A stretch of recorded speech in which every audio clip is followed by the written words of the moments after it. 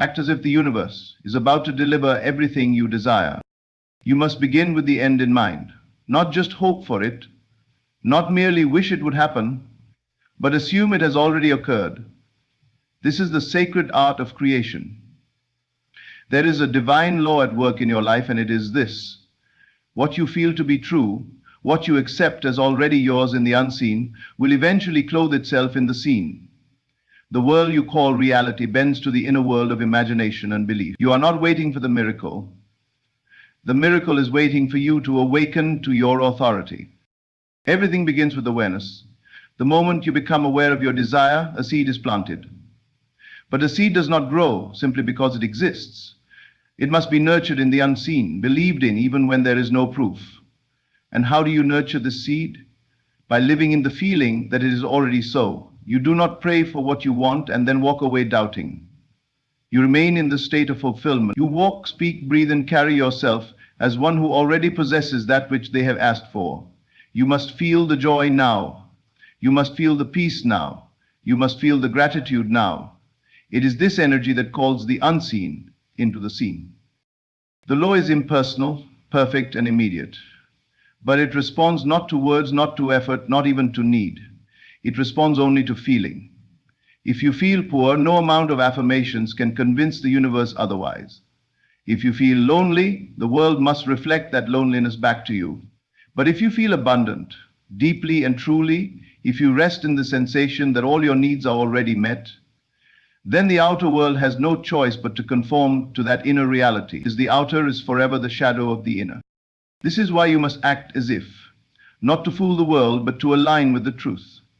Your reality is not shaped by what your eyes see. It is shaped by what your spirit believes. When you act as if you already have what you want, you are stepping into the timeline where it is already yours. You are choosing that version of reality from the infinite possibilities available to you. And that is no small thing. That is power. That is creation. That is faith in action. There is no room for doubt here.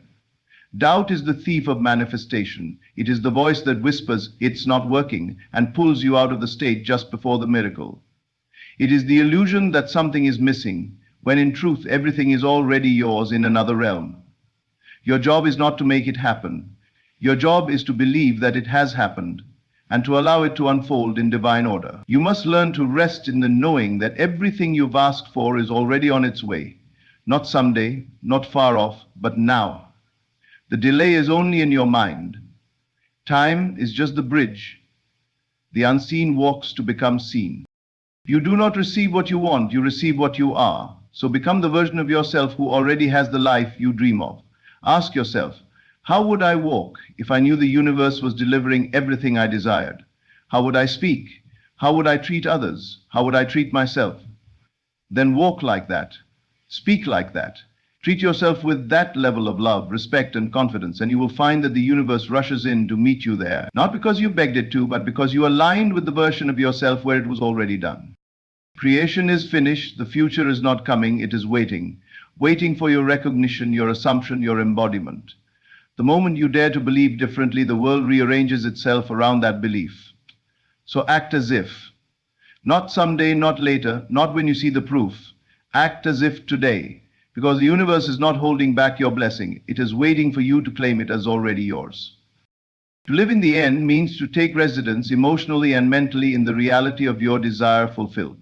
It is not a vague hope, not a wish cast into the wind, but a conscious and deliberate assumption that what you want has already happened. This is not about pretending or trying to trick the universe. It is about aligning your inner world so completely with the outcome you seek that the outer world has no choice but to mirror it back to you. This is the secret that few understand and even fewer practice consistently, and yet it is the cornerstone of all manifestation. When you live in the end, you no longer beg for your desire, you no longer chase it, you become it. You enter into a state of consciousness where it is already done, and this changes everything. The way you think changes, the way you carry yourself changes, the way you interpret life changes. You are no longer reacting to life as a beggar waiting for crumbs. You respond as someone who already owns the banquet table. That shift in identity, that shift in state, is the very force that bends reality.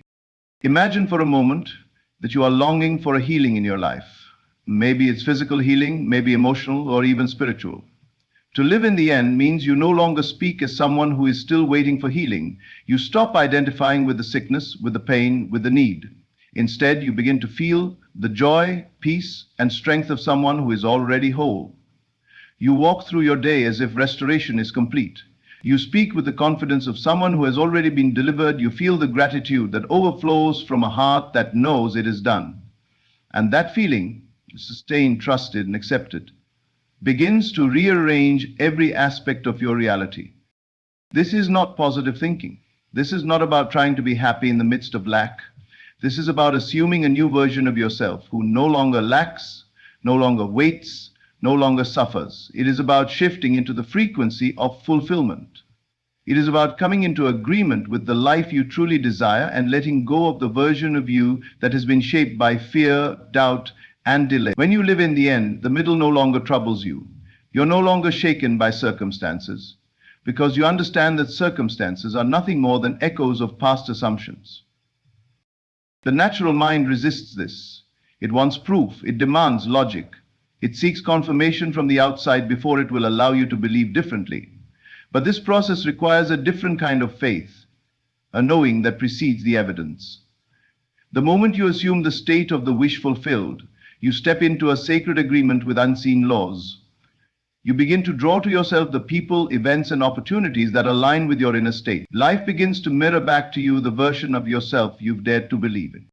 This is why many remain stuck. They continue to rehearse the story of lack, pain, and failure while hoping for something different.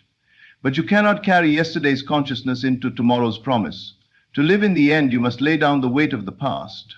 You must stop asking how or when and start declaring that it is already so. The feeling must be real. You must close your eyes and see it clearly. Feel it deeply. Let it fill you until the outer world fades in comparison to the inner reality you've chosen to inhabit. You don't need the world to change first. You don't need their approval. You don't need the situation to improve before you allow yourself to feel the joy, the freedom, the fulfillment. You simply choose the state you desire and you remain there. You persist. You refuse to be moved by the shadows of old beliefs. You remain anchored in your new reality and you allow the world to catch up. Living in the end requires discipline. The mind will wander, old fears will whisper. Circumstances will tempt you to return to the familiar state of lack and longing. But your task is to persist, to remain in the end, even when everything around you says otherwise. The more you return to the state of fulfillment, the stronger it becomes. It becomes your default posture. And in time, what was once invisible becomes visible. Let the vision of your fulfilled desire become more real to you than the facts in front of you. Let the feeling of answered prayer live within your heart so fully that you can no longer remember what it felt like to live without it. When you walk in this kind of assumption, the laws of reality bend in your favor. You begin to witness the truth that the inner world governs the outer world, and your assumption of victory is the very force that births it into existence. Even now, the moment you choose to feel differently, you begin to shift timelines. You may not see it instantly with your eyes, but the change has begun. Reality is moving. Circumstances are responding. People are being rearranged. Paths are being cleared. But all of that starts with one thing: your decision to live as if it is already yours. And the universe honors that decision with absolute precision. Says, this is the art of spiritual creation. You don't wait for life to deliver your dreams. You become the dream fulfilled, and life mirrors it back. Every day, return to the state. Revisit the scene in your mind. Rehearse the joy. Speak the words you would speak if it were true. Walk with the peace you would feel if it were complete. And little by little, that inner world spills into the outer one. Live in the end, not because you see it, but because you believe it. Not because others confirm it, but because your soul knows it. Stay there, rest there, and watch how the universe responds to the one who dared to declare, it is done. Your inner state is the birthplace of your reality. Every thought you entertain, every feeling you dwell in, and every assumption you hold quietly and consistently becomes the mold from which your outer world is shaped. What appears outside of you is not random, nor is it the result of external forces alone. It is the reflection, the exact echo of your internal atmosphere. This truth is not easy to accept for most because it removes the illusion of blame and places the power squarely in your hands. But in that responsibility lies the greatest freedom. You are never at the mercy of the outer world. You are the source. If you feel powerless within, life will confirm that belief. It will surround you with situations that make you feel even more helpless. If you feel unworthy, opportunities will slip through your fingers, relationships will mirror rejection, and you'll find yourself entangled in experiences that reinforce the lie of inadequacy. But the moment you shift your inner state, when you begin to feel empowered, chosen, and aligned with love, your world begins to soften, respond, and transform. Not because the world suddenly changed, but because you did. We live under the illusion that change begins externally. We are trained to fix, to manipulate, to hustle, but all of that is secondary. True transformation does not begin with action. It begins with identity. And identity is formed by state. Who you believe you are deeply and emotionally determines the shape your life takes. You may want abundance, but if you feel poor inside, life cannot contradict your dominant vibration. You may crave love, but if your heart is filled with fear, suspicion, and wounds from the past, then love will feel out of reach. Not because you are undeserving, but because your state of consciousness will always be honored first. The universe is faithful to reflect the truth you carry within. It doesn't judge, it doesn't punish, it doesn't reward like some moral judge in the sky. It simply responds to vibration. And your vibration is nothing more than the emotional atmosphere you cultivate every day. What do you feel when you wake up? What do you imagine when you close your eyes? What do you say to yourself when no one is listening? These subtle energies shape the world around you. They act as invisible instructions that the universe follows without resistance. You may look at your life today and feel disappointed, even betrayed. But the outer world is not mocking you. It is showing you something. It is a mirror, not a verdict. And mirrors do not lie, but they also do not punish. They reflect what is before them. If you change what the mirror sees, the reflection must also change. This is the simplicity and the depth of the spiritual law. And that law does not fail. There is no secret path, no mystery formula. The answer is always the same. Change your inner world and your outer world will follow, not through force, not through effort, but through resonance. Life meets you at the level of your assumption. It rises to greet your deepest beliefs, not your surface hopes. You may wish for success, but if you feel like a failure, you will continue to attract scenarios that match that vibration. The feeling must be corrected before the fact can appear. That is why feelings are the foundation of manifestation. There are no neutral states. Every moment you are radiating a frequency. Whether you are aware of it or not, you are always broadcasting something to the universe. And the universe, without resistance or delay, sends back a matching broadcast. This is not personal, it is principle. If you want to know what you've been feeling and believing, look at what surrounds you. Your relationships, your finances, your environment, they are all reports from your inner world. They are feedback, not fate. They are invitations to look within, not punishments for what you did wrong. This is why nothing changes until you change. You can move cities, end relationships, switch careers, but if your inner state remains the same patterns will follow you, because the problem was never out there. It was never the job, the person, or the place. It was the energy you carried within you, and it recreated the same lesson in a new form until you were willing to see it, feel it, and heal it. But the moment you become aware of your inner state, and more importantly, choose to change it, everything around you begins to shift. Not always instantly, not always dramatically, but definitely and surely. You might start to feel more peaceful before anything changes outside. You might notice new opportunities arise, new people appear, or long-standing problems begin to dissolve. These are not coincidences. These are confirmations that your world is responding to a new emotional blueprint. The work is not to control the outside, the work is to master the inside. This is why daily imagination, prayer, meditation, and gratitude are not just spiritual practices, they are tools of transformation. They allow you to rewire your emotional state, to settle into a new identity, to affirm a new version of reality. They help you build a new home in consciousness, and the world rushes to furnish that home with matching experiences. So ask yourself, what state have I been living in? Not what do I want, but what do I feel? Am I walking through life with the feeling of peace or the fear of lack? Am I embodying love or rehearsing rejection? Am I expecting things to go well or am I bracing for disappointment? These inner climates matter more than anything else. They are the architects of your world. You do not have to be perfect. You do not have to be enlightened. But you must be willing to take responsibility for your inner world. You must be willing to observe, to correct, and to choose again. Every moment gives you that chance. And every time you choose a higher state, a state of faith, of joy, of wholeness, you are sending out a new message to life itself. This is who I am now, and life will respond accordingly. The truth is, you are more powerful than you've ever realized, not because of what you do, but because of what you believe, what you feel, what you embody. When you take ownership of your inner state, you take ownership of your reality. And that is when you begin to experience true freedom, not freedom from circumstances, but freedom over them. Because when your inner world is settled, aligned, and clear, your outer world becomes a sacred reflection of your soul's truest desire. Imagination is not a childish escape or a meaningless mental exercise.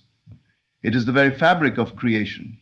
Everything that exists in the world around you once began as a thought, an image, a vision within someone's mind. Every invention, every building, every piece of art, every movement of progress, it was first unseen. It existed only in the invisible realm of imagination before it took shape in the world of form. What you imagine and emotionally accept as true begins to materialize, because imagination is the gateway through which spirit enters matter. It is not secondary to reality. It is the origin of it. To engage your imagination consciously is to step into the position of a creator. Most people use imagination unconsciously. They imagine worst-case scenarios, they replay old traumas, they entertain fears and doubts. Then they do this without realizing that they are planting seeds into the soil of their future. The mind does not distinguish between real and imagined when emotion is involved. It takes your feelings as instructions. And so when you feel fear, when you picture failure, when you constantly dwell in images of what you do not want, your life begins to shape itself around those images. That is not punishment. That is law. But when you learn to discipline your imagination, to fill it with images that align with your desires, you begin to see a transformation that feels nothing short of miraculous. You are no longer walking through life hoping for change. You are creating it. Not through struggle, but through inner alignment.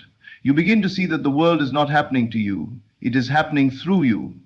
You are its source.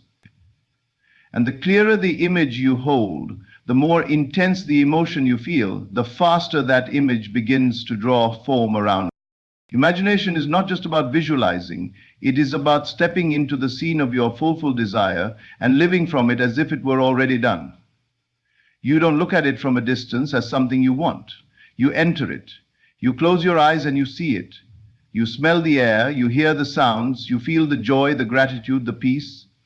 And the more real you make that inner experience, the more quickly the outer world conforms to match it. The scene you repeat with emotion becomes the blueprint for your reality. Many people struggle because they think imagination is just fantasy. But imagination governed by desire, faith, and persistence becomes prophecy.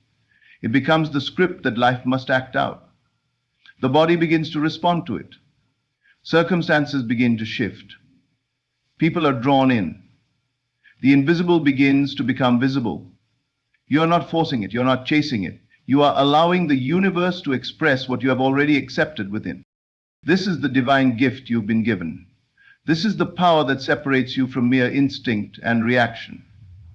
You have the power to create by choosing what you allow your mind to dwell on. What you see consistently in the inner world is what you begin to walk into in the outer world. That is why guarding your imagination is more important than guarding your money, your reputation, or your plans. Those things are all temporary. But imagination is eternal, and it is always creating. Your present circumstances do not matter as much as the images you carry within. You could be surrounded by limitation, but if your inner world is rich, abundant, and filled with the images of success and joy, then your circumstances will begin to reflect that. The world cannot resist a soul who lives in the certainty of imagination. It must respond. It is compelled to rearrange itself around the vibration of your inner vision, not because of wishful thinking, but because imagination, when accepted as reality, becomes prayer in its highest form. You may not realize it, but you are always imagining. Every worry, every assumption, every idle thought is a form of imagination. The question is not if you are imagining, but what you are imagining. Are you picturing the life you want, or are you replaying fears you've inherited? Are you walking in scenes of love and fulfillment, or are you rehearsing lack and rejection? Your results will answer that question more honestly than words ever could. The world doesn't respond to your desires. It responds to your dominant inner pictures. This is why those who change their imagination change their life. They don't need to convince anyone. They don't even need to announce it. They go within and they begin to live in the scenes of the person they wish to be. They feel the joy before it arrives.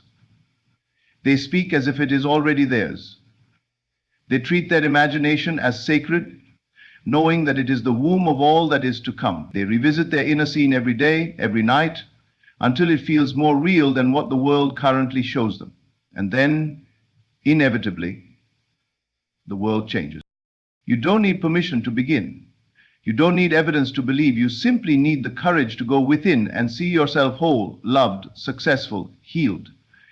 And you must keep seeing it again and again. Let it become so familiar that you can't imagine anything else. Let it become your home. Because what you see inwardly, you will visit outwardly. That is the divine pattern. The mistake many make is waiting for the outside to catch up before they allow themselves to believe. But by then, the moment of creation is gone. You must dare to feel it now. The moment you do, the vibration shifts, the signal changes. You've moved into alignment with a higher version of your life.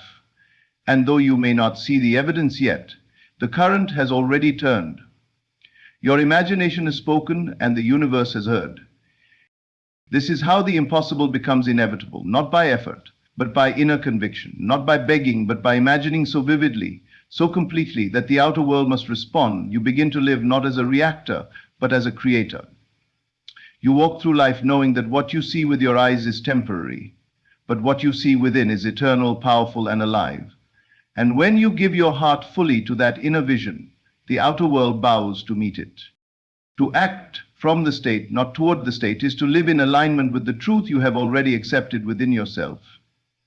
It is the quiet yet powerful decision to become the version of yourself who already has what you once longed for, instead of striving to become that person through effort, delay, or desperation. This principle is subtle yet transformative, and it is often misunderstood. Most people act toward their desires. They try, they chase, they struggle, but all of this effort comes from a place of lack. It begins with the assumption that they do not yet have what they want, and so their actions only reinforce that absence.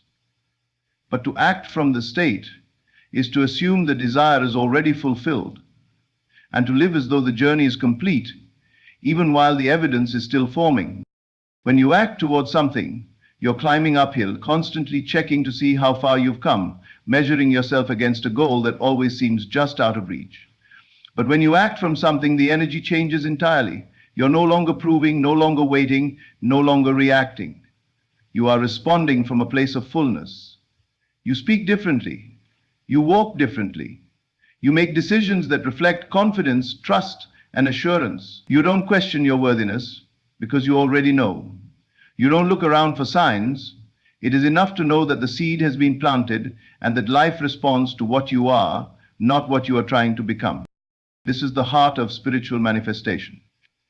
It isn't about convincing the world to give you something. It's about becoming the embodiment of the thing you desire so completely that the world reflects it back without resistance. That is why this principle doesn't require struggle.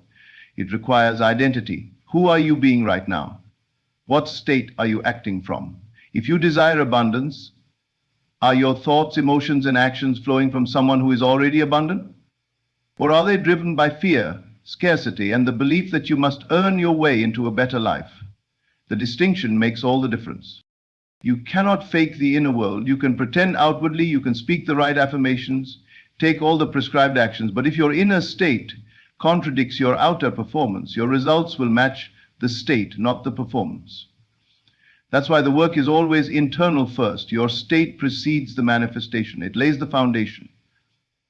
And once the foundation is firm, your actions become natural, inspired, and aligned, not forced or desperate. You are no longer trying to become, you are being.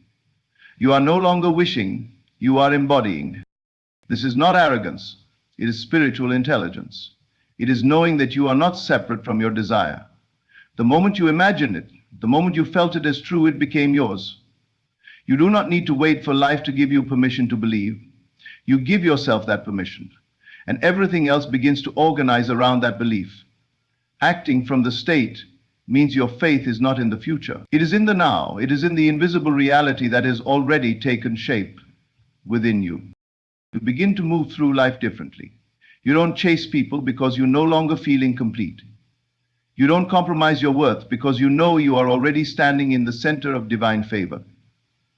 You don't need to prove anything to anyone because the approval you sought has been replaced by inner alignment. The decisions you make are guided not by fear of missing out, but by the quiet certainty that everything aligned with your highest good is already yours. This is what it means to walk by faith and not by sight. It is to trust the reality within more than the circumstances without. You might still be in the same job, the same home, the same struggle, but your state has shifted. And once the state shifts, the outer conditions begin to bend. Opportunities arise, doors open, people respond differently, and situations unfold in ways that feel like divine orchestration. But it all begins within. It doesn't mean you never act. It means your action is inspired from the state, not driven by desperation to get to the state. There is a deep peace in this way of living. You are not rushed. You are not panicked. You are no longer negotiating with life from a place of fear. You know where you stand, you know what is yours, and because you know, you begin to see confirmation after confirmation of what you've already accepted within. This kind of inner authority cannot be faked, but it can be cultivated. It comes from repeated practice, from visiting your desired state again and again until it becomes more familiar than your current reality. It comes from silencing the voices that tell you to wait, to beg, to settle. It comes from stepping into the shoes of your future self and walking in them until they fit. And they will fit because they were made for you. You must remember, the universe does not respond to your wants. It responds to your assumptions. When you act as if you are already who you desire to be, you are making a claim on that version of yourself. You are declaring, without needing to see the evidence, that this is your truth. That is the posture of faith. That is the power of imagination in motion. When you act from the state of love, life brings you love. When you act from the state of confidence, life gives you reasons to feel confident. When you act from the state of success, doors open that seem permanently shut. But it is not the door that creates the success. It is the success you felt within that opened the door. Everything begins inside. Everything begins with the state. You do not act to become. You act because you already are. And the moment that shift happens, life begins to echo that truth in ways that feel effortless, natural, and perfectly timed. You look back and realize that the turning point wasn't when the money came, or the relationship arrived, or the breakthrough occurred. The real turning point was the moment you changed your state and began to act, speak, and live from the truth that it was already done. That moment was the seed of every blessing that followed. The future is not something that is coming to you from the outside. It is not a random series of events waiting to happen. It is being chosen by you, moment by moment, through the inner states you allow yourself to live in. Creation is finished. Everything you will ever desire already exists in the unseen. The only thing that changes is your awareness of it, your alignment with it. You are not waiting for your future to begin. It is waiting for you to enter the version of yourself that already lives in it. The life you dream of is not far away. It is as close as your next assumption. This is where most people miss the mark. They believe the future is something they walk toward, but in truth, it is something they call into the present by the way they think, feel, and embody their identity. You do not become successful by chasing success. You become it by stepping into the mindset, the emotional posture, the self-perception of someone who already is. You do not attract love by needing it. You attract it by living in the vibration of one who is already full of love, already aligned with its frequency, already at peace with being deeply loved and deeply worthy. The future bends when you do. When you shift your state, you shift your timeline. Every version of you already exists. The one who is healed, the one who is joyful, the one who is abundant, the one who walks in peace. That version is already real. You're not creating that version through force or effort. You're selecting it through feeling and belief. The question is never, when will it happen? The real question is, when will I decide to become the version of myself who already has it? And that decision is not made through words. It is made through feeling, through vibration, through the conscious surrender of the old story and the full embodiment of a new one. You must come to see yourself not as a beggar of blessings, but as a chooser of realities. Your future is already done. It is your job to enter it with faith, with alignment, and with the awareness that time is not your enemy. Time is simply the bridge through which your unseen assumption becomes seen. The delay you often feel is not punishment. It is the universe making arrangements to bring what you've already accepted into full manifestation. The more steady your faith, the more fluid the process. But if you waver, if you shift states constantly, if you keep uprooting the seed of belief by doubting and questioning, you make the process heavier, slower. Not because the manifestation is hard, but because you are not yet settled in the state that receives it. You must live with the awareness that everything you desire is already yours in another dimension, and through the doorway of imagination and faith, you bring it forward. The universe does not respond to what you want. It responds to what you are. If you see yourself as someone who always waits, who never receives, who is always just one step away from happiness, then life reflects that belief. But when you begin to know that what you ask for is already done, when you begin to speak and act like someone who has already arrived at their destination, the world starts to echo that certainty. Faith is not passive. It is not idle hope. Faith is movement. Faith is identity. Faith is choosing the state of fulfillment before any evidence appears. And that is the most powerful act you can perform. To walk as if the unseen has already become seen. To wake up with the feeling that the future is not a mystery, but a memory you are now recalling. That's what it means to walk in alignment. That's what it means to move with the energy of completion. And when you do, you are not surprised when the evidence begins to show. You are not shocked when the door opens. You are not caught off guard when the breakthrough comes. You are calm. You are ready. You are at peace because you were already living in it long before it appeared. This is why the inner work matters more than anything else. You can strategize, plan, hustle, and strive. But if your inner world is not aligned with your desired reality, you will find yourself running in circles. The path is not about effort alone. It is about clarity of being. Who are you now? What version of you are you being today? Because that is the version the universe responds to, not the one you hope to be, not the one you promise to become, but the one you are right now. The reason some people seem to manifest effortlessly is not because they are lucky. It is because they are unshakably aligned. They do not entertain conflicting stories. They do not water their doubts. They do not sabotage their own becoming by falling back into old versions of themselves. They choose, they decide, they hold their frequency. This is not magic. It is law. It is how the unseen becomes seen. You are the cause, not the effect. And when you truly grasp that, you stop living like a victim of time, of circumstances, of delays. You begin to rise. You begin to create from within. You stop asking when your time will come, and instead you step into the truth that your time is now. Because you've chosen it, because you've aligned with it. Yes? Because you've made peace with the fact that the only thing standing between you and your desire is the version of yourself who still believes it's far away. So shift. Not someday, not when things improve, but now. Shift into the version of yourself who no longer wonders, who no longer doubts, who no longer negotiates with fear. Be the one who already holds the answer, who already walks in fulfillment, who already lives as though the prayer is answered, the healing is complete, the breakthrough has arrived, and watch how everything begins to rearrange itself to support that truth. Not because you forced it, but because you finally believed it.